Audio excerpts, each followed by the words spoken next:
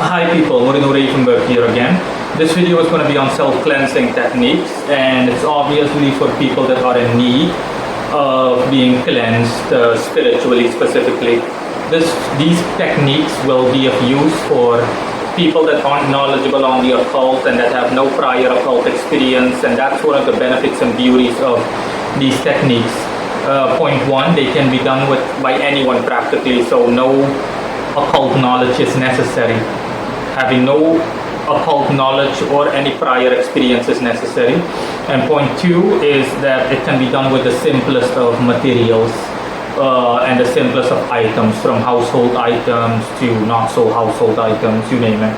And obviously this is for you if you're in need of if you're one of those people, you're not really knowledgeable on the occult, or at the very most at a basic level, but not enough to the point where you're proficient enough to cleanse yourself and to heal yourself from whatever spiritual affliction you're suffering from or similar.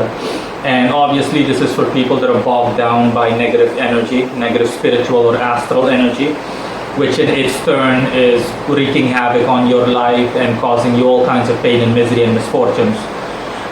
Examples are curses, someone hexing you or attacking you with black magic, you name it. I'm going to list 3 examples here, which are the most potent according to my own knowledge and experience. Excuse my apologies for the slight noise in the background, but it's pouring outside. It's raining moderately heavy. I wouldn't say that it's raining heavily, but it's raining moderately heavy. In any case, the first one is salt. Salt has strong spiritual cleansing properties. Salt is one of the most potent of things you can use when cleansing a place spiritually, because salt is also, aside from the fact that it cleanses things spiritually, it's also something that cleans things thoroughly at a physical level, or when it comes to the material. That's why a lot of cleaning agents, you name it, anything from dishwashing liquid, I think, to car wax, you name it, anything that you use to clean your house, you name it, pine oil, any kind of detergent or whatever, okay? Bottom line is that the majority of things that people use or items that are manufactured, we're talking about household cleaning items, oil that you use to mop the floor with, like I said, window cleaning formula, any of those things, more or less contain a certain amount of salt. That's why. So the first one up is salt. If you're afflicted by the aforementioned, you're afflicted by something that is weighing you down spiritually, and as a result also manifests in reality, wreaking havoc and causing misfortune and whatnot, or unease at the very least, then you can use salt by bathing in salt regularly, and simply do it as much as possible until you notice favorable results, and until you for yourself can sense that you feel lighter and that you don't feel heavy, like you're weighed down by negative energy, because that is usually the case. So yeah, for this all you need to do is simply make a bath with a fairly strong concentration of salt. It can be any kind of salt. On average, kitchen salt is fine, just fine. You can just go to the store, buy some salt, and just add a considerable amount of salt to the water that you would use to take a bath in. For example, if you take showers in a bathtub or whatever, or if you don't have a bathtub, you can always just use buckets of water and just pour it over your head. Point is that, let's just say 1 bag of salt for every bucket. If the bucket can take a fair amount of water, adding a quarter of salt from the bottom upwards towards the surface of the bucket, that would be enough. I mean, just use your own common sense in terms of what creating a strong concentration of salt would be like. Just throw it in there, you'll be just fine. So you don't want to go overboard, of course, but the stronger the better. So just create a bath for yourself with by mixing water with salt and let the salt be strongly concentrated, and let it dissolve in the water to the point where it's actually salt water, heavy salt water. And then you can simply bathe by using that the same way you regularly take a bath, in whatever way you see fit. And after you're done taking said bath, just sit for a while to let the salt actually absorb into your body and dry naturally. This will help, because it is kind of contradictory if you just wipe your body off right away, or if you just use regular water, you rinse yourself with regular water. Now, you're supposed to make the salt water actually be absorbed by your body and by your skin itself. So just let it dry naturally, or let your body dry naturally after taking said bath. So that's it for salt. Let's see if I missed anything. No, that's it regarding salt. If it's in a location, if it's a location that's afflicted, a location that is haunted, or a location that is bugging you, if your house is afflicted, or a certain part of your house, a bedroom or anything like that, you notice heavy energy in the air and it automatically has a negative effect on you, you can also use salt. Just clean the room the same way you would, by mopping the floor, as well as wiping the walls and sealing eventually with salt. That will do the trick, and simply rinse and repeat. It's simply a matter of, not rinse and repeat, sorry, it's simply a matter of repeating. Don't rinse, obviously. So that's it. And just keep repeating the process and do it as many times as you need to until you notice a result. The second one up is garlic. Garlic also has strong cleansing properties spiritually, not so much materially, but spiritually. If you want to cleanse yourself spiritually, just eat as much garlic as possible. You can mix it with food, or you can just eat cloves of garlic if it doesn't bother you and chew on it, whatever you want. But bottom line is, ingest as much garlic as possible, consume as much garlic as possible. And if it's an area that's afflicted, simply place cloves of garlic around the afflicted area. For example, if your bedroom is afflicted, hang it on the doors, or simply place it in the room without causing an inconvenience to whomever occupies said room. So if you're the one occupying the room, you're obviously not going to put garlic in the middle of the room, otherwise you'll step on it or whatever. Just place it in an area that is, for example, above your bed, or on your door, or on the ledge of your window if the room has windows, you name it, you get the picture. And yeah, that's it. Let's see if I forgot anything. It doesn't matter when it comes to details. It doesn't matter whether the garlic is peeled or not. When it comes to laying garlic around the afflicted area, or the area that's haunted, or so to speak, it doesn't matter. You don't have to peel the garlic specifically. You can just place it there the same way you bought it, and simply leave it there for an extended amount of time, and replace that garlic with fresh garlic when you notice that the garlic has rotten away, and so on. Don't be surprised if the garlic rots away fairly quick. That's normal, because it's simply an indicator that it's working, because the garlic is doing its job and therefore its energy is being sucked away, getting the job done, and you'll have to replace it a lot quicker than you would regularly replace garlic. It also doesn't matter, the temperature of the room also doesn't matter when it comes to cleansing. It doesn't matter whether it's cold or warm, it doesn't really matter. Let's see. So yeah, when it comes to laying garlic around the afflicted area, it doesn't matter whether it's peeled or not. It doesn't matter. But obviously you're not going to eat garlic unless you want to. It doesn't really matter. With the thingy, of course, with the husk, you're not going to eat those cloves of garlic. You're not going to. No regular person consumes garlic with that encasing that it's in. Okay, with the peel. You're obviously going to peel it away if you're going to eat it. So I just need to specify that in case someone was wondering. And yeah, that's it on garlic. And last but not least, incense. Okay, you can cleanse an afflicted area or yourself with incense. But this is one where an area is preferable to yourself. Preferable in a matter of speaking. I'll explain. You can use sage or incense. Keep note that if you do use incense, dragon's blood would be preferable. Dragon's blood would be the ideal choice for cleansing an afflicted area or yourself if you're going to use incense. There is a link that leads to an article that's associated with this video in the description below. I state the same things more or less the way I usually do in my material, in my articles and videos. That I state in the article, but you still might want to give it a read if you want something documented. There's also a link in the article itself that leads to stores recommended by me, stores where you can buy all kinds of occult materials for these kinds of purposes, specifically dragon's blood. We were talking about top-notch quality dragon's blood oil too, you name it.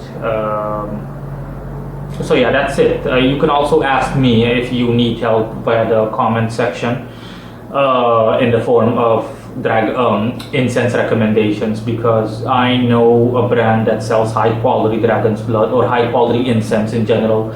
I used to buy them in bulk back when back in the day. Now I don't need them anymore. It's obsolete, so I don't need it.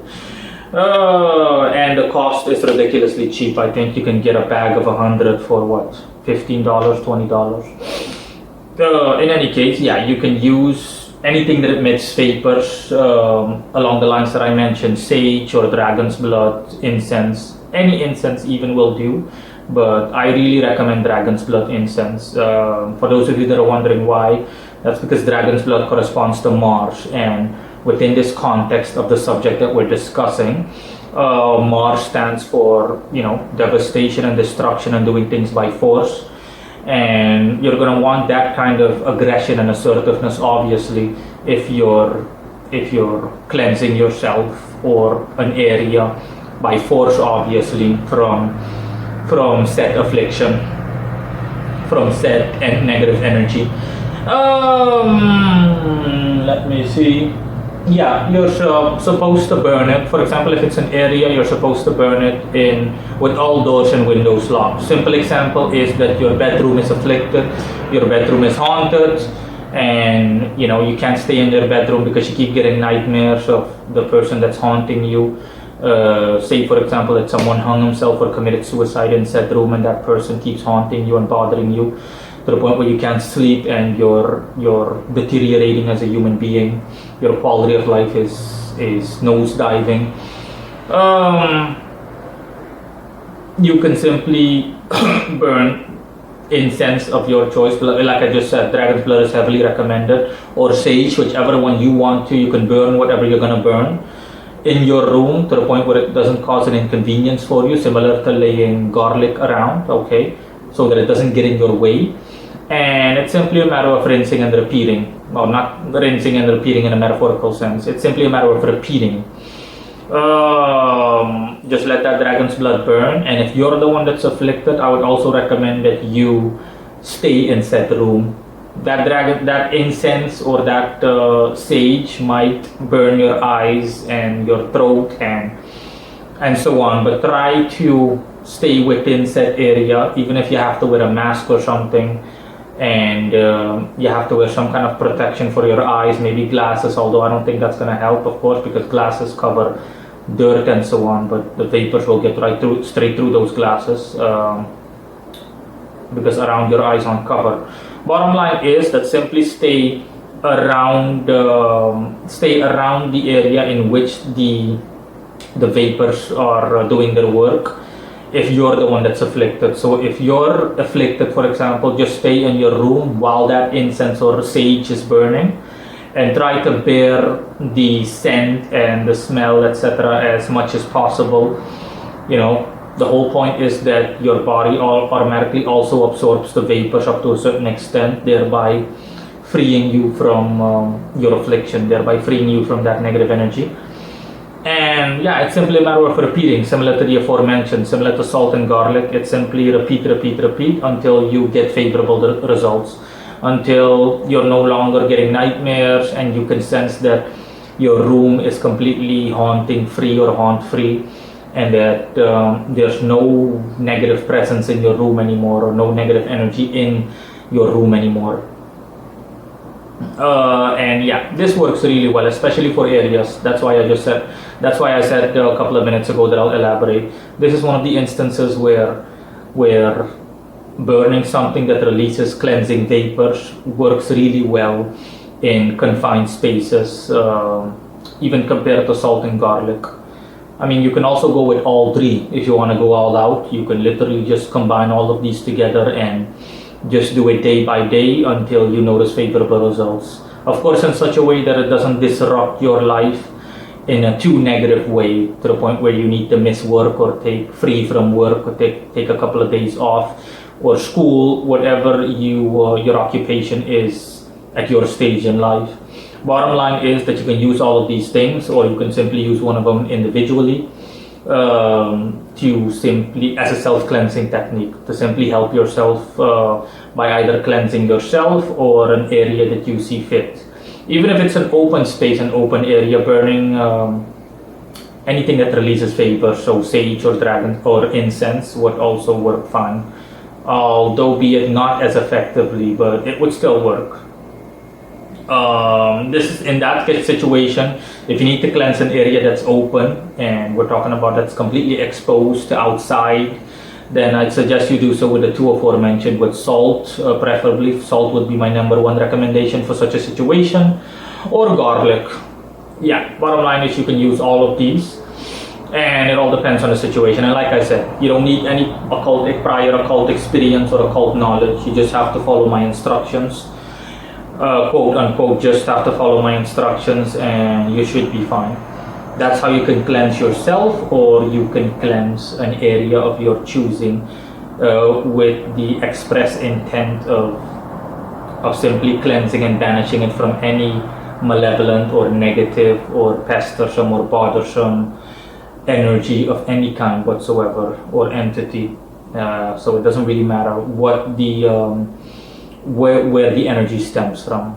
Again, these situations, these self-cleansing techniques are ideal if you're someone that has been hexed or has been attacked with by a person via black magic, or whether someone has whether you've sustained the evil eye from someone, or whether you're simply cursed, either hereditary or otherwise. It doesn't matter.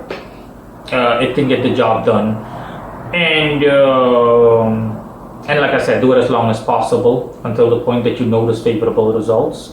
And just keep an eye on your own senses and your own intuition, and of course common sense in relation to the details. How long should you do it, etc. And let's see if there's anything else I forgot. Yeah, and in relation to a location, if a location is haunted, if you notice that for example, you bought a house and the house turns out to be haunted, because you notice strange activity in the house, the toilet flushes itself, you name it, blah blah blah blah, stereotypical hauntings. Or if you simply notice that there is some kind of dark ambience or ambience in the in your location or your house, which is almost makes it seem which is causing a depressive atmosphere, anything of the kind, you can simply use these techniques, either one of them or multiple of them, in order to cleanse your house or your location of choosing, and then you're good. So that's it. I'll hear it if there are any other questions. And last but not least, I also need to state that there are multiple self-cleansing techniques, but I only included these three: salt, garlic, and cleansing vapors, so sage and incense, preferably dragon's blood incense, because these are the most potent, period. Oh, and one more thing. When it comes to incense, I also strongly recommend stick incense. Resin incense, the problem with resin incense is that it burns way too quick and it's messy to deal with, or it can be impractical and messy to deal with. I know from personal experience, I never personally used resin incense because I tried a couple of times and it's just too much work with charcoal, etc. and everything. I just, even if you use self lighting or if you use self igniting charcoal or resin incense that you just want to burn, any kind of powder incense is not recommended by me. Stick incense will do the trick just fine. You just put it in anything that qualifies as a holder. I, for example, used just a glass, a cup with filled with sand, and I simply placed it in it, which automatically caught up all the ash that came free from the burning incense at the bottom, and simply clean it when necessary. But it's going to take a really long time before you have to clean it. You're going to have to burn through a lot of incense sticks to burn through to have to deal with so much ash that you need to empty the cup and add new sand or whatever you can use as a holder. So yeah, that's just an example. But yeah, stick incense is heavily favored. You can just put it in a corner and then you're done. It will do its job and that's it. Last but not least, don't be surprised too if the vapors that come free from burning whatever you're burning in a room, for example, automatically starts to take shape. I mean, if you're in a room that has no ventilation, of course you're not supposed to see to any ventilation. That's why I said doors and windows locked, of course. But if you're in a room with little to no ventilation, of course, like the example I mentioned, and there's no AC in the room or anything that can any kind of blowing material or apparatus, then don't be surprised if you see the whatever you're burning, you'll see the vapors that come free make strange movements. That simply means that it's working, and that is the energy being removed by said vapors. And yeah, that's all. Thanks for watching. Bye.